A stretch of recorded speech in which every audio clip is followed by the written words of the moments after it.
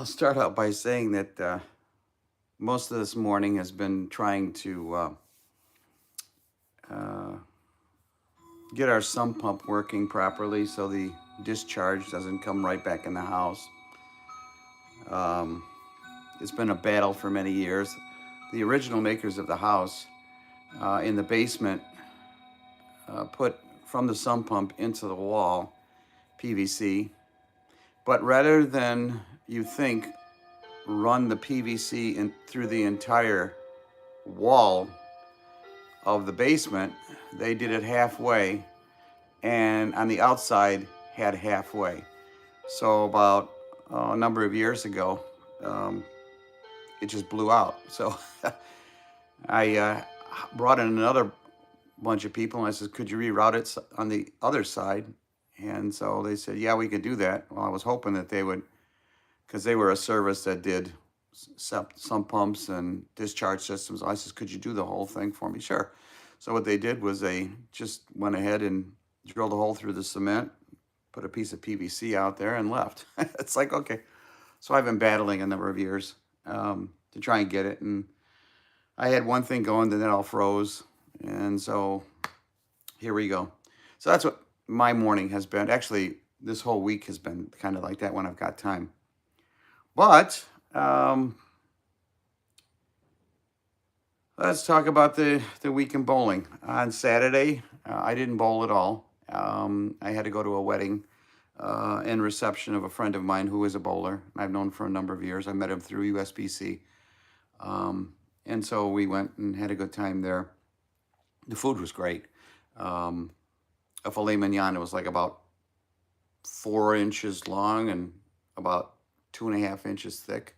That was really good. And then they had chicken. So your meal was a filet mignon and a breast of chicken, along with vegetables and all that kind of stuff. So it was pretty good. So that was my Saturday. I didn't bowl Saturday, and there was no live stream. So what did I do this week from there? I wrote it down this time rather than have to sit there with my phone and look it up really here. My Sunday sport. We're on the bat pattern, and I'll be honest with you. And you probably know, those who have bowled any kind of challenge shot or sport shot or tournament, that a lot with these patterns has to do with who else bowls with you, and also in the case of tournaments, who was on the pair before you. And they can either make your life exciting and have a good time, or they can make your life miserable, where they're really in it is kind of a shot. We've been on the bat now 2 weeks. I think next week might be the final week, or we might have 2 more weeks left on it. And in the 2 weeks that we've had, there's usually one bowler. I talked about it before, and this is not going to be a urethane bash or anything like that, but they brought out their urethanes. And the one guy 2 weeks ago decided that he's going to start out on a fourth arrow and try and swing it out to the second board. Well, of course, he was not really accurate, and this was in practice, and all he proceeded to do was about 10 boards worth of, control, and a couple in the gutter, and a couple little, high, and a couple this and that. By the time we got halfway through game one, because he was continuing to do that, and then another guy on his pair was also kind of throwing urethane, the IQ Tour 78U, and he was throwing it all over the place. Only this time he was at least straight, but sometimes he'd go up 5, sometimes he'd go up 15, sometimes he'd go up 10. And so you've got this one direction spraying it all over that way, and then you've got the other one, which is kind of going like this. And I think I shot in the 400s that time, and this week I also shot in the 400s. I had a 147, 123. And then I thought of something. I brought out the alert, and I said, let me try something. Now with the normal bat, there's really not that much of a real out of bounds. There is an out of bounds, but not really a whole big out of bounds. Well, with the way they set up these challenge sport shots modified, they put anywhere from like 7 outside, they kind of flood it with oil, so you have it out of bounds. So if you're trying to throw it out there, if you clip that area outside 7 or 6, your ball's going to pick. If you're right-handed, your ball's going to pick up a 10-pin. So what I tried to do was go straight up 9 or 10, maybe 8, but try and stay away from 6. That's because I wanted to try and stay to the right of everybody else because they were just kind of like all over the place this week. We didn't have any up the fourth arrow kind of people this week, or last Sunday, but we did have a number of people who were just kind of like 15 boards worth of accuracy, with especially the urethane guy. I probably should have done that a little earlier because I'll be honest, I shot a 196, and that was just because I couldn't strike, but I wasn't splitting or washing out. And so I ended up with a 466, but with a 123, I'll take a 466 any day. So that was my Sunday sport. I came back that night on the house shot for the Sunday mix, and I can't remember exactly. I think I was using the Alert. I may have used the Black Widow Dynasty when I needed to move a little bit left, but I didn't have a whole lot of difficulty, but I had a different, did not have a lot of carry, which means I'm just not getting anything. You can blame the lanes, you can blame the pattern, you can blame even some people basically said, well, the pins aren't being set up, and that's possible. I'm not. And one house that I bowl in, I honestly believe that could be it, because every week we have at least 1 or 2 lane breakdowns and pins falling out and stuff. So in that house, that's very possible. In the other house, it may be, but I'm not going to sit there. It's been years since I did lane certification, so I would have to go back there and take a look and see what they've got and where they're spotted, but that's not my job. But I couldn't carry, but I ended up, first game was 163, and I was just trying to feel out, and there was no carries. Matter of fact, I think I had a lot of 4.7s or 6.10s because the ball was just kind of going over.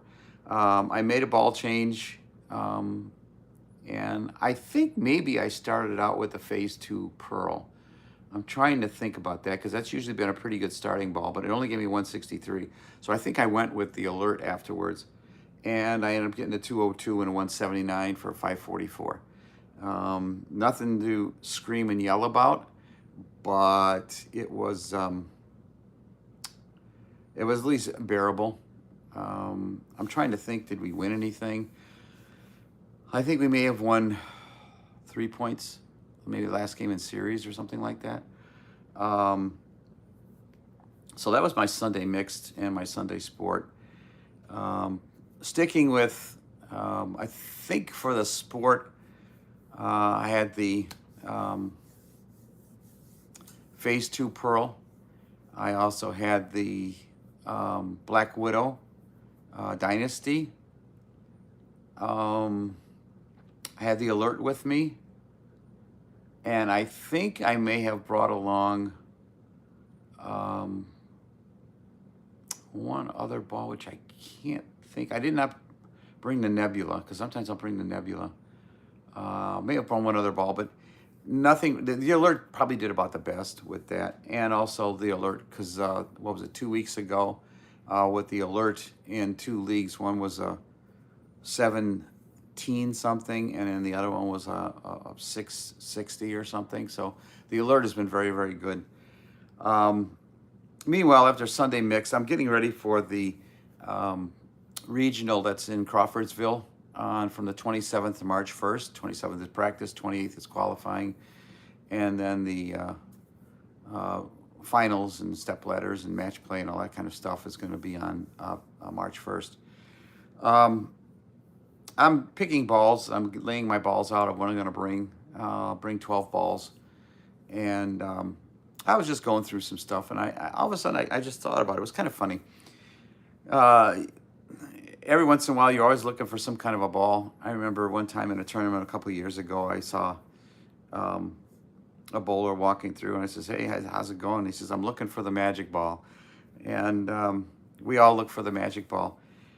I was going to pack up the Equinox, not the Equinox Solid, which I will bring. That's a very, very good ball. I like that ball a lot.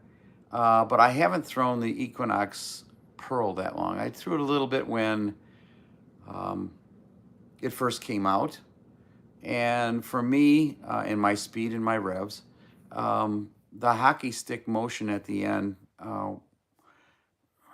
I had difficulty with that because I'm not that consistent to be able to place it, exactly in the same spot every time. So I struggle with that a little bit. Any kind of a hockey stick. What was it? The Attention Star is the same way with me. It's a great ball, but when I get that going out there and then snapping off at the end, um, a lot of it has to do with speed, which I've been working on to try and get a little bit more consistent. And it's been not too bad. I haven't been improving. It was kind of funny. One of the leagues, my senior league, and as well as my Saturday, my Saturday mix, my Sunday mix, my Monday men, Tuesday senior, are all done at Payless. And I I enjoy that house. And like I said, the alert has been very, very good with me on there. But I went into Monday as I'm sitting there digging around, ready for the tournament. Uh, it was a choice between the Equinox and I says, what about the old Theorem Pearl? Now I had forgotten. I looked it up when I got home, but I kind of forgotten about that ball. I brought it to a tournament one time, and it was okay. Nothing to scream. I don't think I used it in the tournament, um, but I said, let me give this another shot because I do bring the original Theorem to every tournament. I bring my Theorem, Defender Hybrid, and my RST X2. Those are three balls I'll bring to every tournament, just because you never know. My RST X2, 2 years in Canton, Ohio. Actually, it's going to be coming up on three. 3 years in Canton, Ohio. It was on a Petraglia 46. The night before practice, I was throwing all the balls. I don't throw my solids in the day before practice because I don't like the lane shine them the day before. So I usually just throw the polished balls just to get an idea of what the lanes are doing. I may or may not use them, but it gives me, I've thrown most of those quite often, and I can kind of respond a little bit to what they do. It gives me an idea of what the lanes are doing. So I guess some people call that a benchmark ball, but I wouldn't call some of these balls benchmark balls. But for me, it lets me kind of know what's going on.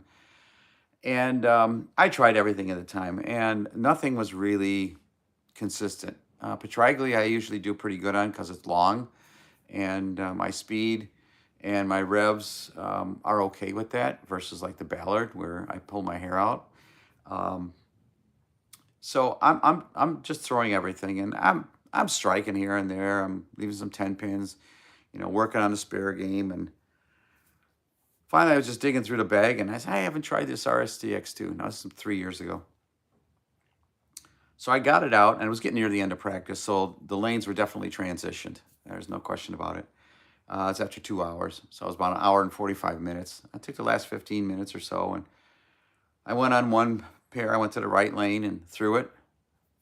Flush. Just buried it. Went over to the left lane. Threw it.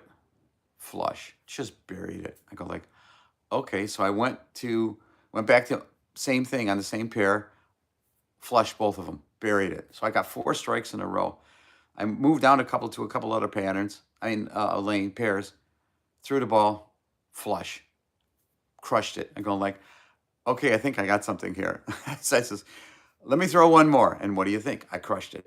I said, okay, this ball, even though this is transition, I'm going to start out with it. So I'm sitting here with the RSTX2. Next day, I open it up. First game, I don't remember exactly what my scores were. I think my first game was a 2-teen something. Second was like a 180. This next one was like a 2-0 something. And then I was in the 170s, 180s. And for me, this is pretty good because usually, I'll be honest, this was 8 games. By the fourth or fifth game, I'm usually close to about 100 under. So I'm sitting here well under 100 under. I think I was maybe about 45 under, and I'm going like this is very unusual territory for me. And I was still in the RSTX too, so I'm already halfway through the match, through the block, and still throwing the same ball. We had no question about even trying to change balls. I mean, um, I get into the eighth game, and as a matter of fact, I was crossing with Tom Adcock and Mark Sullivan, and I forget who the other person was. I'm sorry, I just don't remember. Um, I didn't recognize him, and I've known Tom and I've known Mark a while. They're very, very nice people, great people to cross with, just super human beings, and very encouraging, very supportive. Um, I had one other tournament with Mark Sullivan and Lenny Borish, and both of Lenny is just a phenomenal guy. Both very supportive of me. I appreciate anybody who's supportive of me.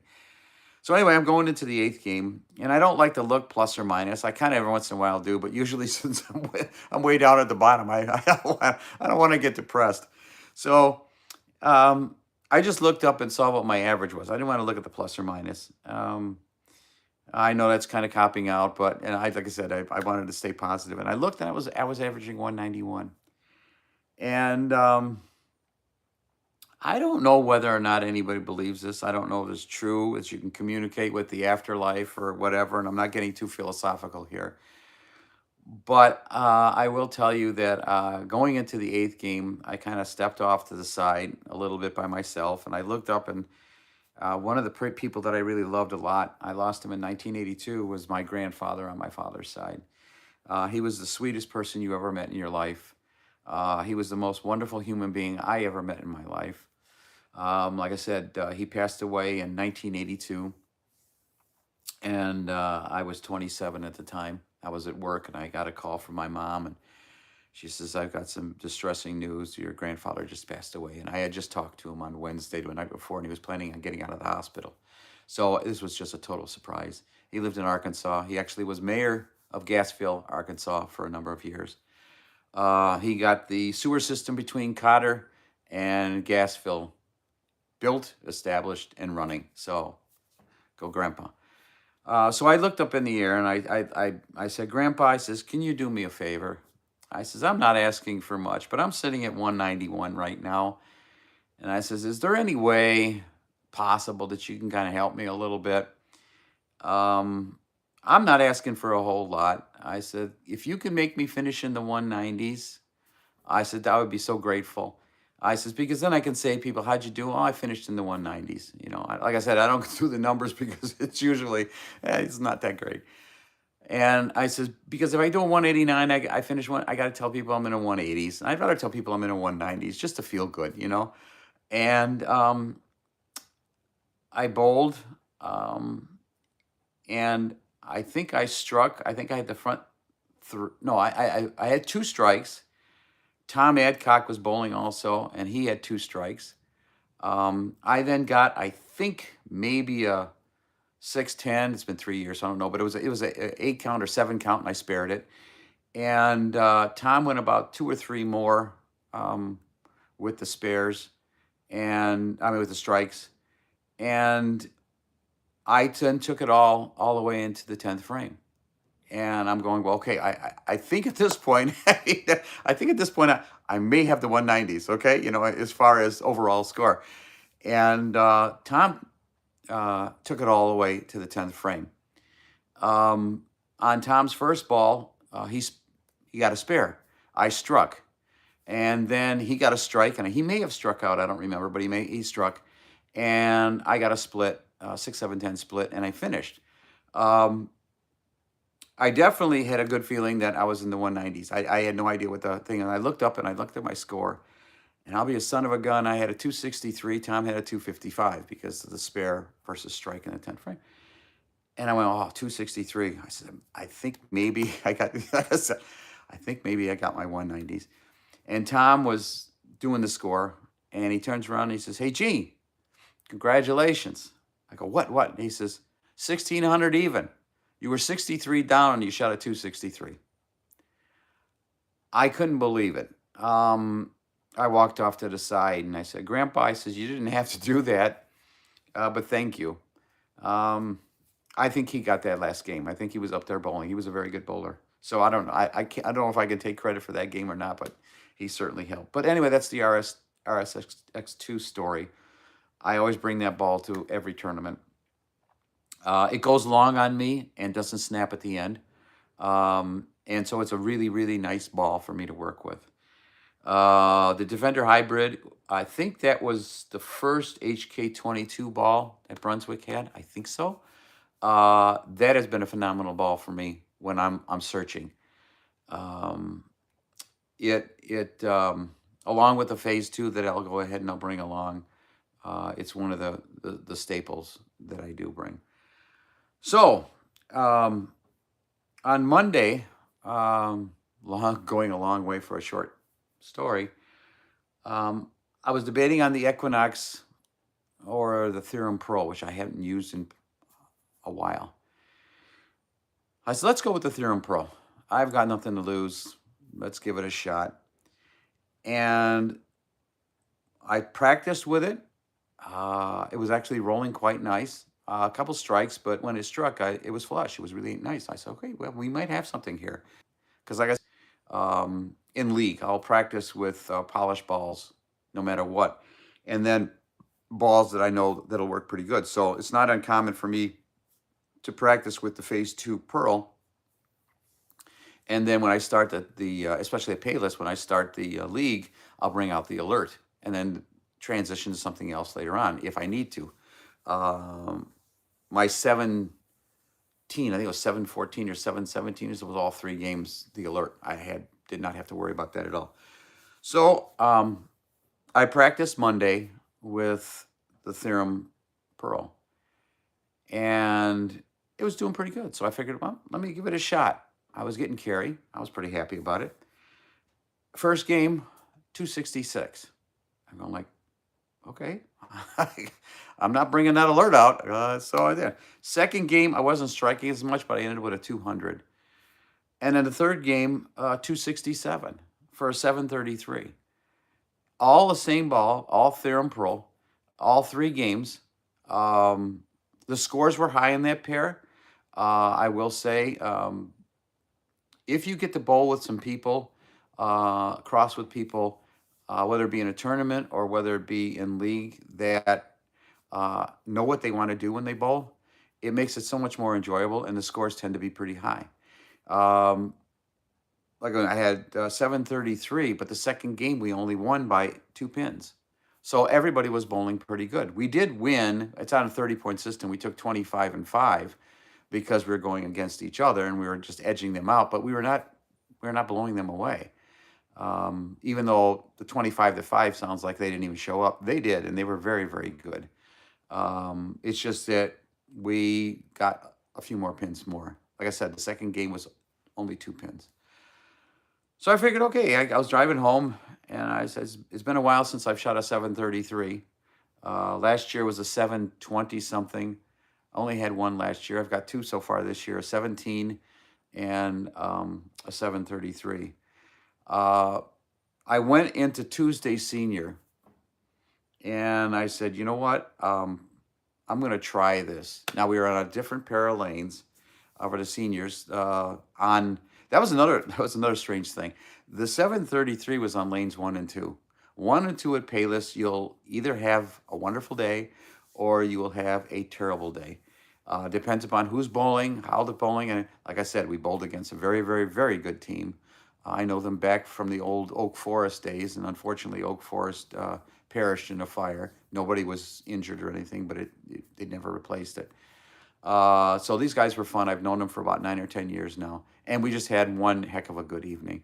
But this was on 1 and 2. I mean, 1 and 2, if I've maybe shot a couple 600s on there, it's amazing. Usually in the mid 5s, and I've had a number of 4s on there. It's just, it transitions very, very fast and very, very hard to control. But like I said, 733 on 1 ball, and I couldn't believe it. So on Tuesday, the seniors, I figured, oh, what the heck?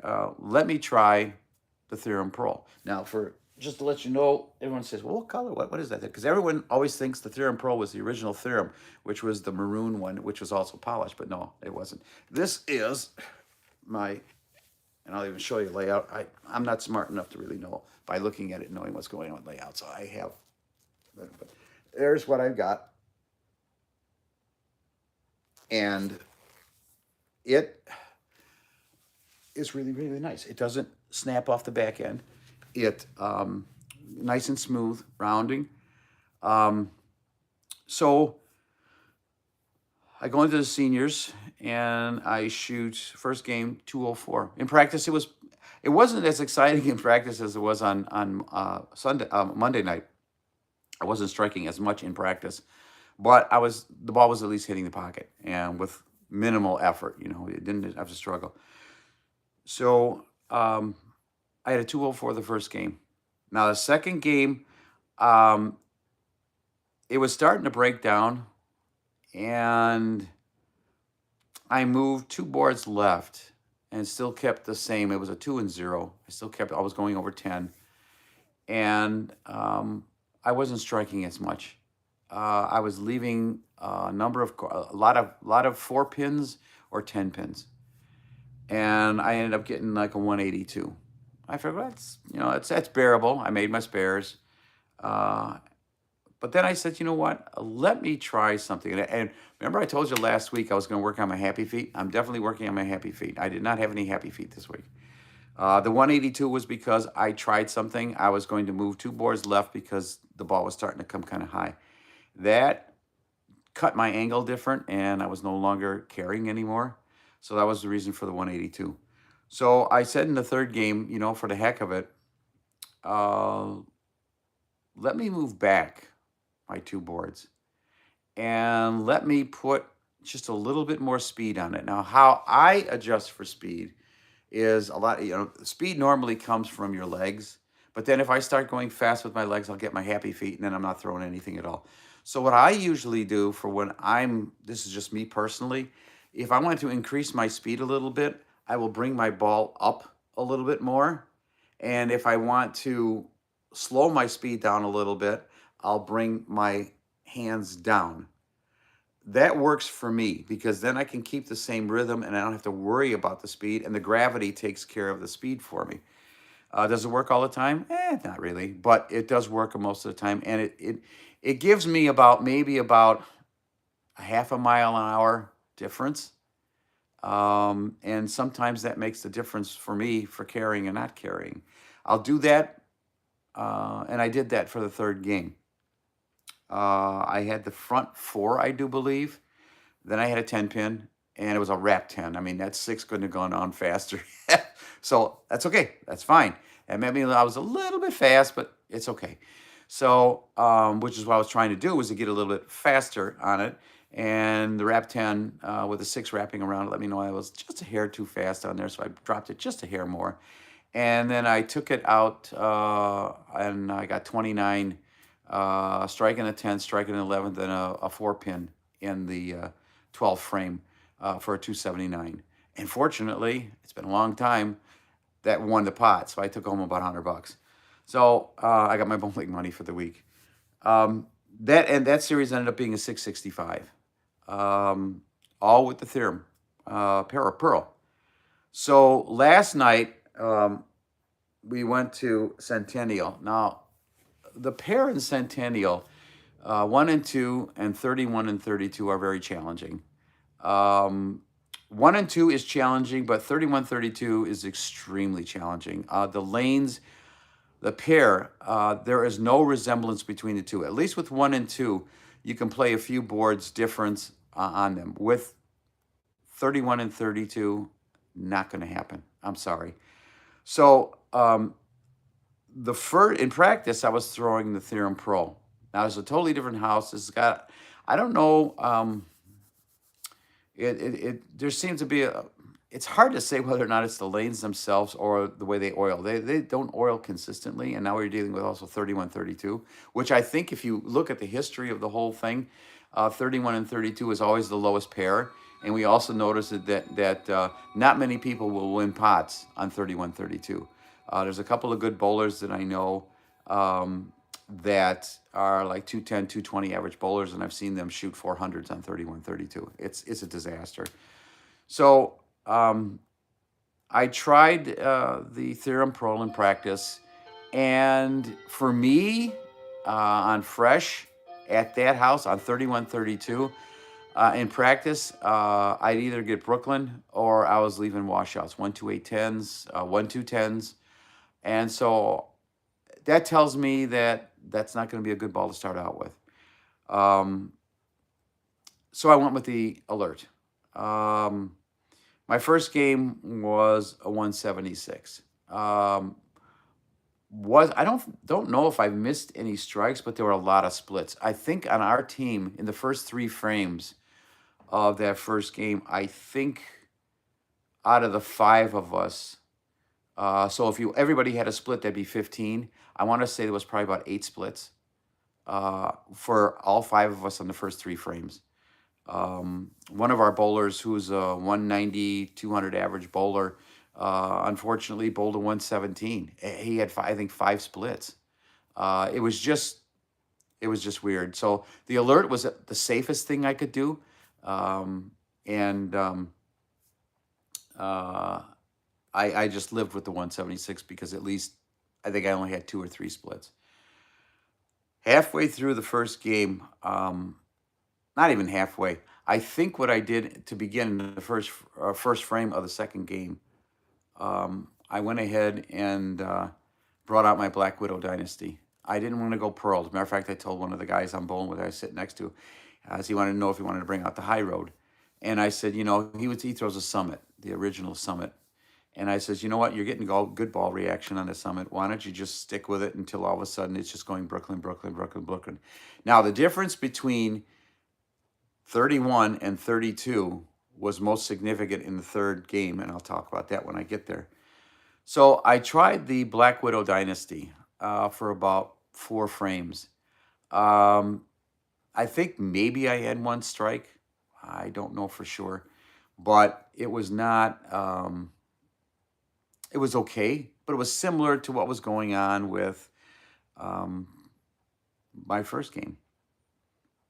So I said, well, you know what? Maybe it's transitioned enough. And I even told the guy next to me, I says, you know what I'm going to try? It was about the 6th frame. I said, I think I'm going to try the Theorem Pro now. I think maybe I won't have the wet dry because they have transitioned. The other team that bowled, a lot of them were high rev, young guys, high rev, high speed. So they were breaking down fast. So I brought it out and I started striking. I said, okay. So that second game was 212. I thought, okay, let me keep it for the third game and see what happens. But this is when I really, really focused on where I'm standing. Because I was doing a 3-board difference between lane 32, which was hooking more, the right lane, versus 31, which was hooking less. So I was standing with the left of my right foot on the right lane. I was standing on the 20, on the left part of my foot. And on the left lane, 31, I was standing 3 boards to the right of that. So it was like the middle of my foot was on 15. And I was throwing on the right, since I was more left, I was throwing it probably around 11 or 12. On the right, it was definitely 10. I mean, on the left, it was definitely 10, the weaker of the 2 lanes. So I got into the third game, and I said, you know what? I'm going to try a 5-board difference, 5 and 3 at the arrows. So on the right lane, 32, which is hooking like crazy, I had the right side of my foot, right foot, on 20. So the left side was probably around, no, I was actually on 21. And so I was between 20 and 25 with my right foot. And I was throwing it at 13 down lane. For the left lane, which was 31, I moved 5 boards and 3 at the arrows. So it was between 20 and 25 going to 13 on the right lane, and on the left lane, I was going at between 10 and let's see, yeah, 15 and 20, and going at 10. I shot a 251. I don't know if that'll work in the future, but the Theorem Pro did a wonderful job. I was able to, I think I had maybe about 7 in a row. After the first one, the first ball, I wasn't too sure where to stand. I was still doing the 3. And the first ball, I think I had may have had a washout. I don't remember. And then another time I had a split. And then I started striking. And I took that all the way into the 10th frame. And I think I did the 10th frame. And then the 11th frame was a 245, and I picked it up for a 251. So the total for that night was a 639. And I'm in shock that I even got that high. I think we had kept track of it, and I think the highest on that pair was somewhere in the mid to high 5s by any team. It's just a really lousy pair. I got lucky. The ball really did well, and I ended up with the 639. So that was the only thing we took that evening. We took 2 points for the third game, and we managed to squeeze out because it was so close the whole night. I think we were down at the beginning for the series only about 50 something. So we managed to get that, and I think we won by maybe about 20 pins or so. So we got 3 points for the evening. But with the tournament coming up in Crawfordsville, I'm definitely bringing the Theorem Pro just to see what it does. I was telling somebody about it. I says, when did that come out? I said, I don't know. So I had to look through my receipts. I purchased that in November of 2024. So it's 2 years old.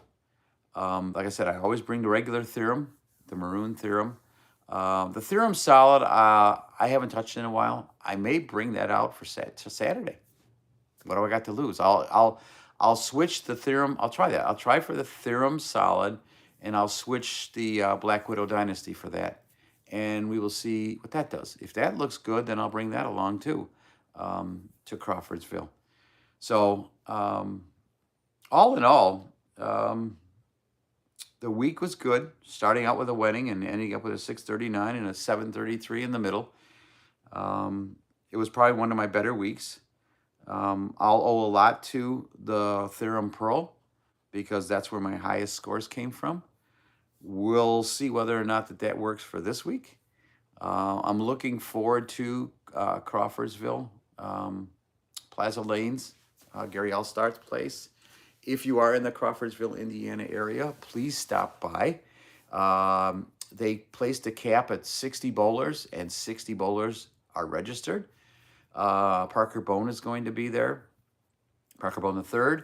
Tom Hess is going to be there. It's a lot of local guys. Larry Aiken's going to be there. A lot of guys that I've got to know and have a good time. Keith Cougar's going to be there. And my doubles partner, I can't forget that, Steve Talbot, is going to be there. If you are in the Crawfordsville, Indiana area, please stop by. It's going to be a fun time. Gary runs a great show, and it's fun to bowl there. I think I've bowled every year since I've been in the PBA. I've bowled there. I have a good time. So if you are in the Crawfordsville, Indiana area, and Mark Sullivan's going to be out there too. I just thought about that. Mark hasn't been out there for a little bit, and he's a very, very good friend of mine. And come out and support him. He's a wonderful person. And if you are, and you did see this, and you are out there, please stop by and say hello. I'd love to hear from you. And with that, I hope all your bowling this week is good. We've got the tour coming up, the regular national tour coming up soon. And I'm looking forward to see when they release the schedule for the PBA 50. I'm really excited about the PBA 50 World Series of Bowling being on CBS. Chances of me qualifying is slim to none, but the fact that we're getting exposure is always good. And also, if you really love bowling, I tell people this, I don't get any kickbacks for this at all. If you love bowling, I used to watch it back in the Top Star Bowling and all that kind of stuff with Carmen Salvino, Buddy Bomar, Ray Bluth, God love him. Um, and I grew up watching that stuff. And then, of course, the ABC with Chris Schenkel and Nelson Burton Jr., probably the high point of national TV with them. The fact it's coming to CW is phenomenal. The fact it's CBS is phenomenal. Uh, but I was always one for wondering why we can't get the seniors on, because these are the greats. We grew up watching with them. I grew up watching with them, and to be able to bowl with them is phenomenal. I mean, Charlie Tapp. I mean, you talk about excitement. I think it was in Westland, Michigan. Charlie Tapp, 74 years old, shoots at 300. You can't match that entertainment. So if you can, I don't want you to use your bread money or house money or your car money or whatever it is, but if you can afford to subscribe to Bowl TV, it's $139.95, I think, for a year. And the best part about it is not only you get to see the PBA and the PBA 50, the PWBA Junior Gold, you get to see all this. And the best part about it, which has been an extremely good learning tool for me, outside of just being bowling all the time, you watch qualification, you watch match play, you watch advancers round. So I usually tell people, my friends or whoever that want to try and qualify, will I qualify? Who knows? We're going to try, but you at least get to see it, and you get to see everybody. So if you've got, like at the World Series, you have over 100 bowlers signed up for it, you get to see them all. So is my plug for Bowl TV. I think it's phenomenal. I watch it all the time. People, my wife will come in and say, what are you doing? Is that live or is that broadcast? I said, no, it's live. Okay, cool. Because I'll rewatch the broadcast too. Just anticipating for the year. I watched a lot of replays. But if you get a chance and you can afford it, I strongly recommend subscribing, because they do a phenomenal job. Dave Lamont, you've got Brian, of course, big Brian. I love Brian. And Emil, he takes care of a lot of PWBA stuff, but he also will do some other stuff. I always have a joke with Emil. He was doing a regional out in Strike and Spare in Lockport, and I was doing okay, 170s, 180s, or something like that. And then I was bowling on the pair in front of Emil, and I shot a 235, and I told him, I said, "Can you come with me to my other pairs?" So he's my good luck charm. And Craig, gotta love Craig, and then everybody else who is part of that whole crew. They do a mock-up job. It's phenomenal. The coverage, the setup, everything. And once in a while, there's be technical difficulties, but I'll be honest, a lot of it has to do with the Wi-Fi carrying in the house that they're in. Their equipment is top notch. So off my plug for that. But if you really love bowling, I would strongly suggest subscribe. And with that, I'll close this up and say thank you very much for listening to me ramble on. And I really appreciate you stopping by. And I look forward to this week. Saturday, I'll be there because I have no more weddings to go to.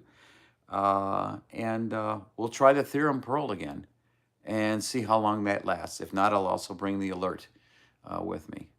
So with that, thank you very much for stopping by. I really appreciate it. I'm not going to bug you to subscribe. If you want to subscribe, fine. If you don't, I'm not worried about it. I'm glad that you at least stopped by, even if for a few minutes. So thank you very much, and have a great weekend, and happy bowling, everybody. Take care.